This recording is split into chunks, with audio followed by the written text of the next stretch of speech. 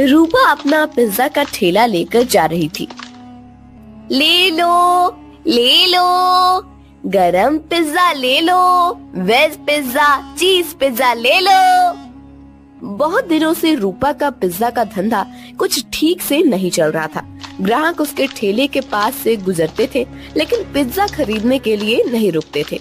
तभी वहाँ रूपा के पिता की उम्र का किशोरी लाल आया। किशोरी लाल सीटी बजाते हुए, अरे वाह, आज तो लगता है मेरी नसीब बहुत जोरों पर है। सुबह सुबह चिकनी चमेली के दर्शन हो गए। मेरा रास्ता छोड़िए।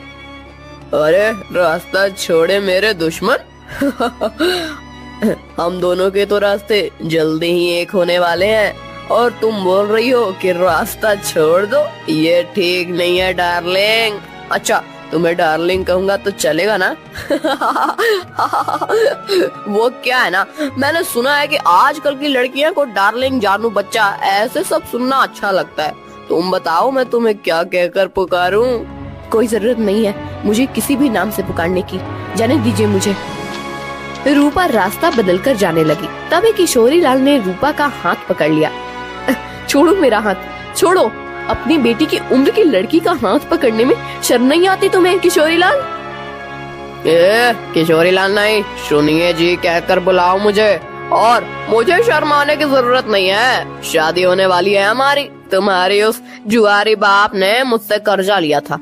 कर्जा नहीं चुका पाया, इसलिए अपना घर उसने मेरे नाम पर दिया। ये तो मेरी रहमत समझो कि मैंने तुम लोगों को घर से बाहर नहीं निकाला।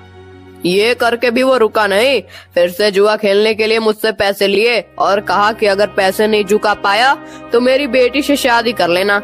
अब एक तो तुम्हारे बाप को कहो कि मेरे पैसे लौटाए, नहीं तो तुम मुझसे शादी करने के लिए तैयार हो जाओ। हाँ। रूपा मायूस होकर घर चली आई। उसने अपनी माँ भारती को रोते हुए सब बात बता दी। तभी रूपा के पिता, अरे सही तो कह रहे थे सेठ, तुम्हारे तो नसीब खुल गए हैं कि इतने अमीर आदमी से तुम्हारी शादी होगी। नहीं बापू, मैं इतने बड़े आदमी से शादी नहीं करूंगी, चाहे कुछ भी हो जाए। और माँ, आज के बाद मैं नहीं जाऊंगी पिज्जा का ठेला लेकर। रूपा अंदर जाकर रोने लगी। अगले दिन से भारती पिज्जा बेचने जाने लगी। कुछ दिन हो गए, लेकिन फिर भी जितनी जरूरत थी उतना धंधा नहीं हो रहा था। भारती बहुत परेशान हो गई थी। दिन भर पूरे गांव में घूमने के बाद रात को भारती घर जा रही थी। वो एक जगह पर बैठ गई। हे भगवान, और कितनी परीक्षा लोगे हमारी। इतनी मेहनत करके भी पैसे हाथ में नहीं आते। पति है जिसे जुआ खेलने से फुर्सत नहीं मिलती। एक लौती बेटी है, इतनी रूपवती है, लेकिन उसके पीछे वो किशोरी लाल पड़ा है। मेरी बेटी को उस किशोरी लाल के चंगुल से कैसे बचाऊं? पता नहीं ये पिज्जा का धंधा क्यों चल रहा है। अगर पैसे नहीं मिले तो क्या करूंगी? भारती अपने आप से बात कर रही थी। तभी उसके पास एक बूढ़ी दादी आकर बैठ गई। क्या हुआ बेटी, क्यों रो रही हो? क्या बताऊं अम्मा, मेरे जीवन में इतनी परेशानियां हैं कि क्या कहूं। भारती ने अपनी राम कहानी बूढ़ी अम्मा को बताई। बेटा ये लो, कल से तुम ये मसाला डालकर पिज्जा बनाना। देखना, इस जादुई मसाले से जो पिज्जा बनेगा उसका स्वाद के चर्चे दूर दूर तक होंगे। जल्द ही तुम्हारी सारी परेशानियां दूर हो जाएंगी। भारती को वो मसाला देकर बूढ़ी अम्मा गायब हो गई। अगले दिन भारती ने उस जादुई मसाले से पिज्जा बनाया। अरे वाह माँ, आज तो पिज्जा की खुशबू बहुत अच्छी आ रही है। मैं एक खाकर देखूं? वाह माँ, ये तो सच में बहुत अच्छा बना है। कैसे बनाया तुमने ये? इसमें कुछ अलग डाला है क्या तुमने? हाँ, कल रात को ये थक कर उस पुराने खंडर के पास बैठी थी, तभी वहाँ एक बूढ़ी अम्मा आई थी। मैं बहुत परेशान होकर रो रही थी। तभी उन्होंने मुझे मेरे रोने का कारण पूछा। जब मैंने उन्हें हमारे बारे में सब सच बताया, तब उन्होंने मुझे ये मसाला दिया और कहा कि इसमें पिज्जा में डालकर पिज्जा बनाऊंगी तो पिज्जा का स्वाद बढ़ जाएगा। वही मसाला में डाला है अभी इसमें। क्या? उस खंडर के पास? माँ, तुम्हें पता नहीं वहाँ क्या है? तुम इतनी डर क्यों रही हो? ऐसा क्या है वहाँ पर? अरे माँ, कहते हैं कि वहाँ पर एक बूढ़ी का भूत रहता है। तुम्हें जो बूढ़ी अम्मा मिली थी, कहीं वो वही भूत तो नहीं थी? ये क्या बोल रही हो तुम बेटा? कल मेरी मुलाकात एक भूत से हुई थी, लेकिन उसे देखकर ऐसा लग तो नहीं रहा था। लेकिन माँ, ये तो सोचो कि कोई सामान्य औरत तुम्हें जादुई मसाला कैसे देगी? हो ना हो वो जरूर कोई भूत ही होगी। अब वो कोई भी हो, क्या फर्क पड़ता है? अगर उसके इस मसाले की वजह से हमारे पिज्जा की बिक्री बढ़ गई तो अच्छी ही है ना। सोचो, हम उस किशोरी लाल के सारे पैसे चुका देंगे तो उसे तुम्हारा पीछा छोड़ना होगा। हाँ, ये बात तो है। सिर्फ एक बात याद रखना, किसी को कानो कान खबर ना हो कि हमें किसी भूतनी ने जादुई मसाला दिया था। भारती अपना ठेला लेकर निकल पड़ी। जादुई पिज्जा की महक पूरे गांव में फैल रही थी। अरे भारती, आज तो बहुत बढ़िया खुशबू आ रही है तुम्हारे ठेले से। जरा एक दो पिज्जा खिलाओ तो। भारती ने लालचंद को गर्मा गर्म पिज्जा सॉस के साथ दिया। लालचंद पिज्जा खाने लगा। अरे वाह, क्या स्वाद है! वाह वाह, मजा आ गया। भारती, क्या खूब पिज्जा बनाया है। आज तुमने सच में दिल खुश हो गया। वैसे तो मुझे ये पिज्जा कुछ खास पसंद नहीं है। ये तो सारे नए जमाने के चोचले हैं, लेकिन उसकी सुगंध इतनी अच्छी आ रही थी कि मेरा जी मचल गया। ओह, ये लो पैसे, और एक काम करो, 4 पिज्जा पैक करके देना, घर पर ले जाता हूँ। बच्चों को बहुत पसंद आया। लालचंद की आवाज सुनकर कुछ और लोग वहाँ आ गए और पिज्जा खरीदने लगे। भारती बहुत ज्यादा खुश हो गई, क्योंकि आज उसकी बोनी ही एकदम बढ़िया हो गई थी। कुछ देर के बाद भारती गांव से होकर कॉलेज पर चली गई। कॉलेज के बहुत सारे बच्चों ने पिज्जा खरीदा। दोपहर तक सारे पिज्जा खत्म हो गए। भारती घर आ गई। माँ, इतनी जल्दी आ गई आज? अरे पूछो ही मत, आज तो गजब हो गया।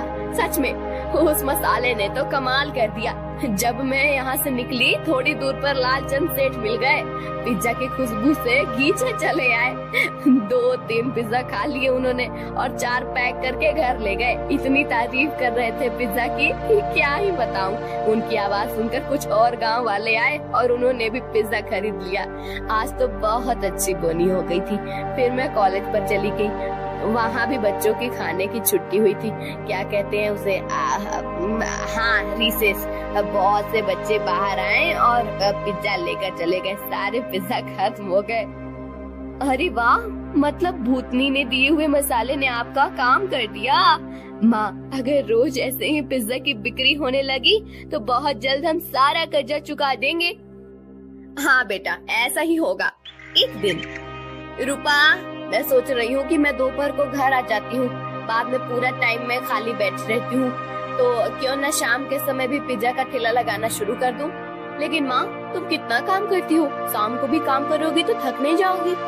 थक तो जाऊंगी, लेकिन सोचो, मुनाफा भी तो दुगना हो जाएगा। अगले दिन से भारती शाम के समय भी जादुई पिज्जा का ठेला लगाने लगी। उसे दुगना मुनाफा होने लगा। कुछ दिनों में भारती के पास बहुत सारे पैसे जमा हो गए। एक दिन वो कर्ज के सारे पैसे लेकर किशोरी लाल के कोठी पर चली गई। आओ आओ भारती, आज सुबह सुबह मेरी कोठी पर। लगता है शादी की बात करने आई हो। किशोरी लाल, मैं पागल नहीं हूँ जो मेरी रूपवती बेटी का हाथ उसके बाप की उम्र के आदमी के हाथ में दे दूं। बिल्कुल तुम पर ही गई है तुम्हारी बेटी। कुछ दिन पहले वो भी यही कह रही थी, लेकिन शायद तुम दोनों को अभी तक समझ नहीं आया है कि रमेश ने ही मुझसे वादा किया है कि अगर उसने लिए हुए कर्जे को वो चुका नहीं पाया तो वो रूपा का हाथ मेरे हाथ में दे देगा, और तुम लोग तो मुझे पैसे वापस करने से रहे। तो तुम्हारे पास चारा ही क्या है? अपने सपनों से बाहर आओ किशोरी लाल। कहीं ये कांच का सपना टूट गया तो उस टूटी हुई कांच के टुकड़े आँखों में चुभ जाएंगे और आँखों से खून बहने लगेगा। ये लो, मैं पैसे लेकर आई हूँ। तुम्हारा सारा कर्जा सूद समेत लौटा रही हूँ। क्या? कैसे? वो भी इतने सारे पैसे आए कैसे तुम्हारे पास? ये ले तेरे पैसे, और आगे से मेरे दरवाजे पर आने की जरूरत मत करना। और हाँ, मेरी बेटी को आंख उठाकर भी मत देखना आज के बाद। भारती किशोरी लाल के कोठी से चली गई। किशोरी लाल अपने कंप्यूटर के सामने बैठकर स्टॉक एक्सचेंज में ट्रेड करने लगा। कुछ दिनों के बाद भारती को कॉलेज के कैंटीन में पिज्जा बनाने का काम मिल गया। उसने अब पिज्जा का ढाबा शुरू कर दिया था। दोपहर में भारती कॉलेज के कैंटीन में काम करती थी और शाम को रूपा के साथ मिलकर अपना पिज्जा ढाबा चलाती थी। एक दिन किशोरी लाल के कोठी पर, पापा आप ऐसे सर पर हाथ रखकर क्यों बैठे हैं? क्या बताऊं बेटी, कुछ दिनों से शेयर्स लगातार गिर रहे हैं, मुझे बहुत बड़ा लॉस हो गया है। क्या? तो अब आप क्या करेंगे आप? अब क्या, जितना भी पैसा बचा है उसे भी लगा देता हूँ। अगर 2 दिनों में शेयर्स ऊपर चले गए तो डूबे हुए सारे पैसे वापस मिल जाएंगे। लेकिन अगर ऊपर नहीं गए तो? शुभ शुभ बोल कल हुई, एक तो मैं पहले ही इतने टेंशन में हूँ और तू ऐसी बातें कर रही है। जा अब यहाँ से। 3 दिन बीत गए लेकिन शेयर मार्केट ऊपर नहीं आया। किशोरी लाल के बच्चे खुचे पैसे भी डूब गए। उसे अपनी कोठी भी बेचनी पड़ी। अब किशोरी लाल रास्ते पर आ गया था। किशोरी लाल को लॉस से इतना धक्का लगा कि उसकी हालत बहुत खराब हो गई और उसने बिस्तर पकड़ लिया। घर की जिम्मेदारी अब शीतल पर आ गई। गांव में ही एक छोटे से टूटे फूटे घर में दोनों रहने लगे। 3 महीने के बाद, पापा ये लीजिए दवाई पी लीजिए। बेटा दवाई के लिए पैसे कहाँ से आए तुम्हारे पास? पापा मैं एक जगह करती हूँ, उससे जो पैसे आते हैं उसी में दवाई लेकर आई हूँ। और पापा मैंने इस घर का किराया भी दे दिया है और खाने के लिए राशन भी भर दिया है। अब आप सो जाइए, मुझे काम पर जाना है। ये सब उस भारती की वजह से हुआ है। जिस दिन से वो आकर मुझे खरी खोटी सुना कर गई, उसकी बेटी भी हाथ से चली गई। मैं छोड़ूंगा नहीं उस भारती को। पापा आप तो समझिए, इसमें भारती चाची की कोई गलती नहीं है। रूपा मेरी उम्र की है, उसके साथ शादी की बात करने के बारे में सोचते हुए आपको ही शर्म आनी चाहिए थी। कौन सी माँ चाहेगी कि उसकी बेटी की शादी ऐसे आदमी से हो? मुझे बहुत दया आ रही है उन पर। दया तो उन्होंने हम पर दिखाई है पापा। मैंने आज तक आपको बताया नहीं, लेकिन हमारा घर जो चल रहा है ना, वो उनकी वजह से है। मैं भारती चाची के ढाबे पर ही काम करती हूँ। क्या सच? हाँ पापा, आपने उनके साथ इतना बुरा किया, उनका घर ले लिया, फिर भी उन्होंने हमारे बुरे वक्त में हमें सहारा दिया है। किशोरी लाल शीतल की बात सुनकर हक्का बक्का रह गया। उसने भारती को घर बुलाकर माफी मांगी। रूपा से बदतमीजी करने के लिए रूपा से भी माफी मांगी। शीतल भारती के साथ काम करते हुए पैसे कमाने लगी और धीरे धीरे उनकी भी जिंदगी सुधर गई।